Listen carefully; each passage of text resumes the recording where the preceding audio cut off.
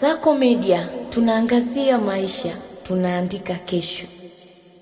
Tukio la kusikitisha la watoto waliopata ajali ya maji wanaokadiriwa kuwa na umri miaka 13 na 19, ambaye ni Abinego Joakim mwenye umri wa miaka 13 na Ebeneza Joakim mwenye umri wa miaka 9, ambao ni wakazi wa kijiji cha Kinyaki wilayani Arumeru mkoani Arusha, wamepoteza maisha baada ya kuzama katika bwawa la kuogelea iliyopo mjini Arusha. Kwa masikitiko makubwa, baba wa watoto hao akizungumza na waandishi wa habari, Amos Makua, amesema watoto hao walikwenda na mama yao kupelekwa hotelini mnamo tarehe 7 Januari 2026 kwa ajili ya kupata chakula na kuogelea, ndipo walipokutana na kadhia hiyo wakati yeye akiwa katika shughuli za kwenda kuwafuatia mahitaji ya shule. Amos ameongeza kuwa changamoto hiyo ni kutokana na kuwa watoto hawakuwa na uzoefu wa kuogelea. Hiyo ndiyo sababu kuu ambayo imesababisha kutokea kwa vifo hivyo,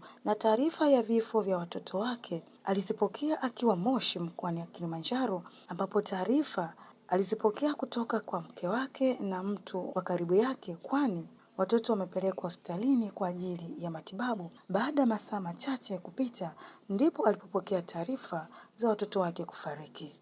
Pia ameongeza kuwa Abednego, mtoto mkubwa, alikuwa amemaliza darasa la 7, alikuwa anajiandaa kwa ajili ya kuanza kidato cha kwanza katika shule ya sekondari Mberika mwaka huu, na Ebeneza ambaye ni mtoto wa pili alikuwa anatarajia kuendelea na masomo ya elimu ya shule ya msingi.